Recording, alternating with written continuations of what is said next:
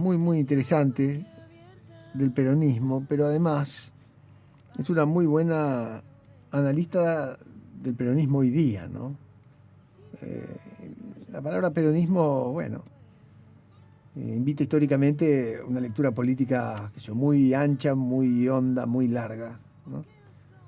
No sé si habrá algunos rieles, algunos andariveles que sean comunes a todos los peronismos. No sé si el peronismo de Scioli es parecido al de Perotti, que parece que sí, o al de Urtubey, o al de Bermejo, si es distinto al de la Cámpora, si es parecido al de Menem, a quien casi saluda y abraza en La Rioja.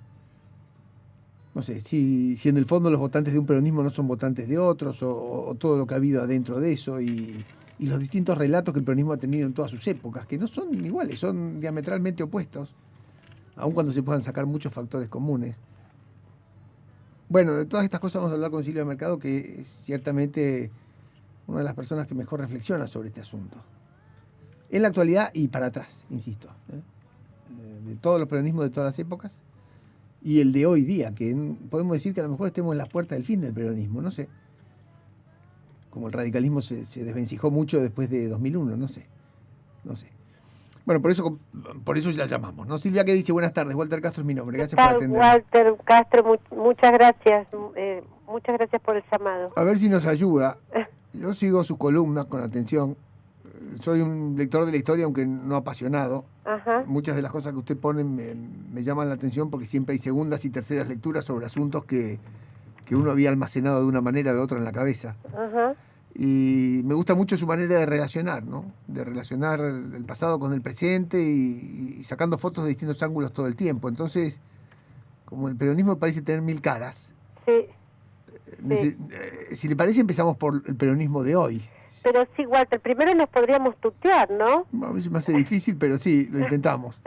¿Qué lectura hay del peronismo de hoy? Mira, Walter, efectivamente, digamos, a mí me gusta escribir también el presente mirando la historia, porque pienso que la historia es una, digamos, es una gran maestra, digamos, ¿no? Es decir, como tanto en la vida de uno como en la vida de los países, de las sociedades, creo que uno puede aprender mucho, a reflexionar y, en fin, a seguir interrogándose sobre los acontecimientos que a uno le apasionan, ¿no? Que es siempre la vida del propio país, sobre todo.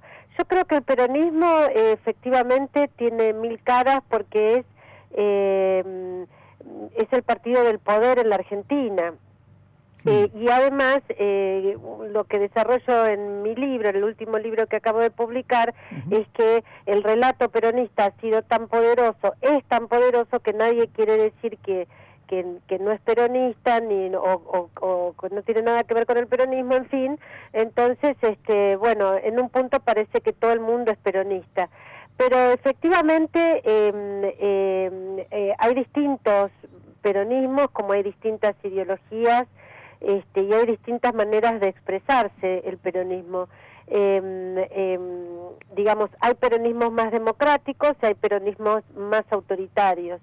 Este peronismo del cual vos hablás, Walter, por ejemplo, Mar Perotti, por ejemplo, Juan Manuel Urtubey, por ejemplo, Daniel Scioli, tienen una cara distinta, una manera más democrática de digamos, de relacionarse con el resto de los sectores políticos y sociales.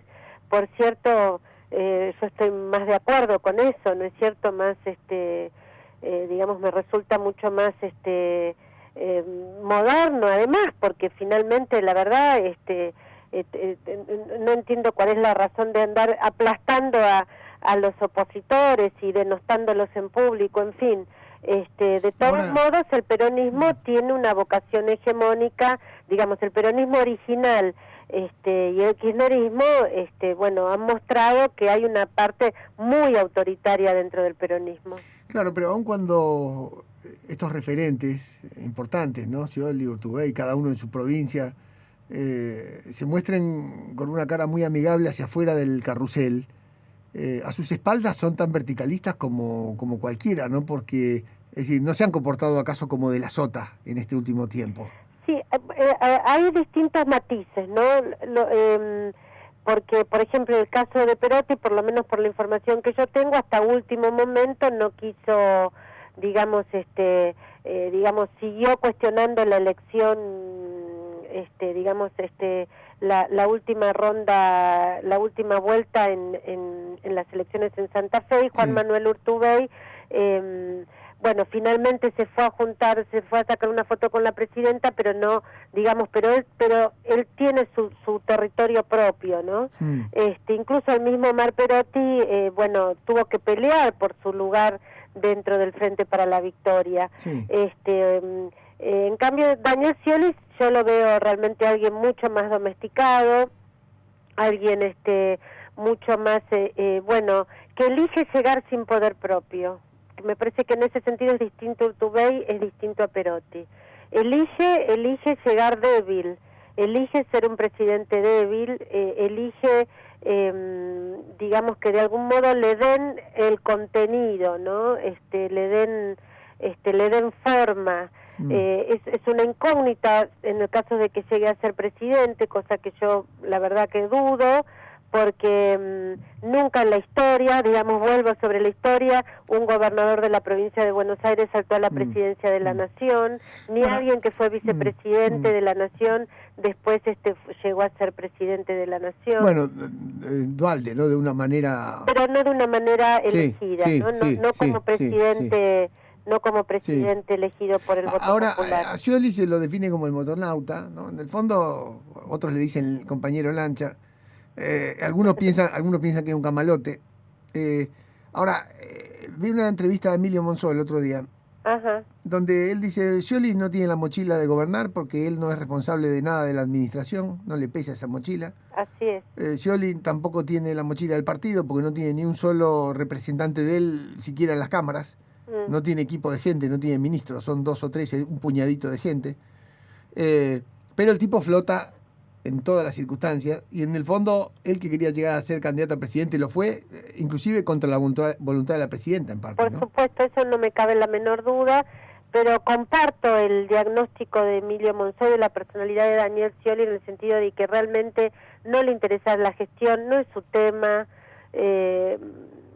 Tampoco le va a interesar, vuelvo a repetir, en el caso hipotético de que llegue a ser presidente, no creo que le interese para nada si las cosas van para un lado o para el otro, no le interesa, no es su tema, no, si las cosas se resuelven o no, la verdad no es algo que le preocupe. Claro, pero ¿y qué le preocupa? Él tiene ¿Flotar una visión entonces? total. Sí. Y en ese sentido tiene algo bastante parecido a los kirchneristas desde mi punto de vista, que también le interesa el poder personal, el poder para él. La diferencia con el kirchnerismo, que también es lo único que le interesa es el poder, tampoco le interesa si las cosas salen bien o salen mal. Realmente las gestiones kirchneristas lamentablemente han sido pésimas, los funcionarios han sido pésimos. La diferencia entre el kirchnerismo y Scioli es que el kirchnerismo quiere tener el manejar todos los resortes. Scioli quiere ninguno. manejar su propio resorte, su propio poder personal. Ahora es curioso, ¿no? Porque una persona que flota en todas las aguas, ¿no? Y que no se salpica con ninguna. En el mundo de los fluidos, en el mundo de los medios, el tipo navega perfectamente a 2 y a 3 aguas, ¿no? Porque es un genio, como flota. Porque tiene toda su energía puesta en sí mismo. En el fotógrafo. En sí mismo, en el fotógrafo. Tiene toda su energía puesta ahí, lo hace con mucho talento, con mucha sabiduría, con inteligencia innegablemente, y todo lo demás no le interesa nada. Ahora, ¿por qué si usted dice esto, quiero decir, lo dice tan convencida, en Buenos Aires sobre todo? Porque yo escucho mucho las radios en Buenos Aires y leo mucho los diarios y veo analistas de primer nivel también que dicen, no, bueno, Scioli es su estilo, pero ya cuando llegue al poder él va a agarrar y va a disponer de las cosas, pues ya está negociando a 10 puntas, ya tiene equipos económicos, ya vas a ver cómo se sale de las cadenas estas del kirchnerismo como Houdini y los ata todos como un pulpo se le atan los brazos, ¿no? Y él sale flotando para hacer su voluntad, que es una voluntad mucho más moderada, más parecida a la de Macri, a la de Massa, en términos internacionales, en términos de razonabilidad económica, sin inflación y sin cepos y qué sé yo, ¿Por qué eso está tan instalado en Buenos Aires? Porque Scioli es un tipo muy talentoso en el manejo de las relaciones personales. Es una persona que escucha mucho, es una persona que le produce a los demás confianza, ya sea que piensen para un lado, que piensen para el otro, y tiene la habilidad para dejar a todos tranquilos de que va a hacer lo que esa persona o ese grupo que se reúne va a pedir o necesita.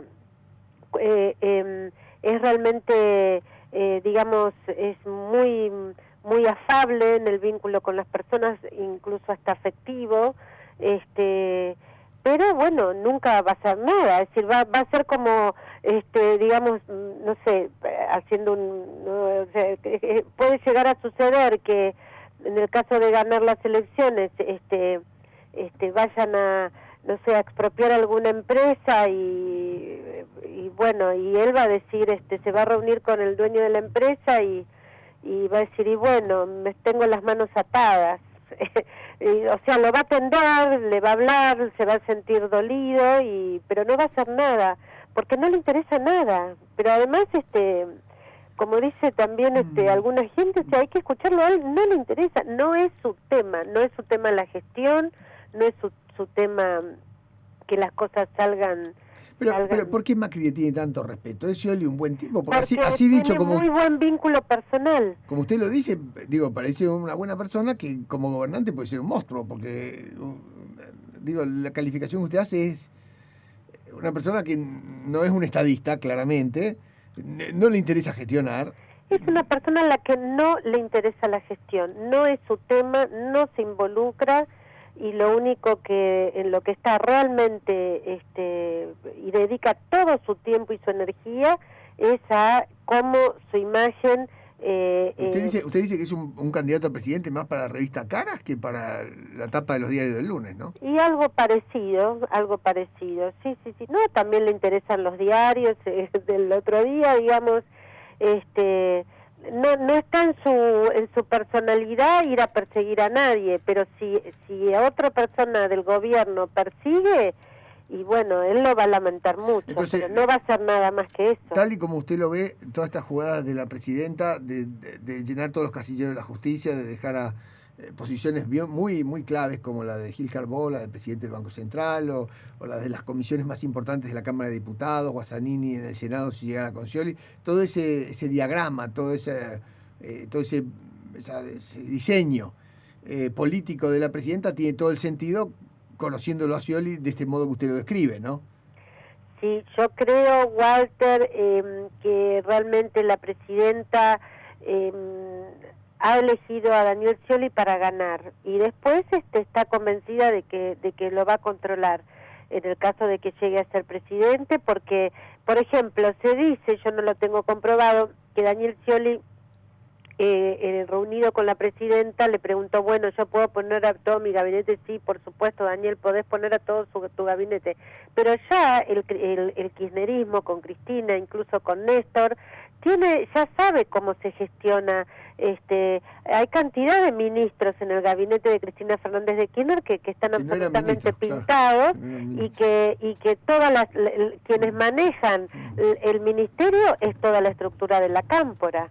O sea, ya saben gestionar así, ya saben domesticar al país, a los empresarios, a la justicia, a todos, a los medios en ese esquema. O sea, yo la verdad me cuesta entender por qué hay tanta gente. Yo creo que somos optimistas, ¿no? Pero me cuesta entender por qué hay tanta tolerancia con un modelo que realmente no va a funcionar, o sea, bueno, definitivamente no va a funcionar. Porque en el fondo, no sé si todos peronistas, pero sí buena parte de la Argentina es populista.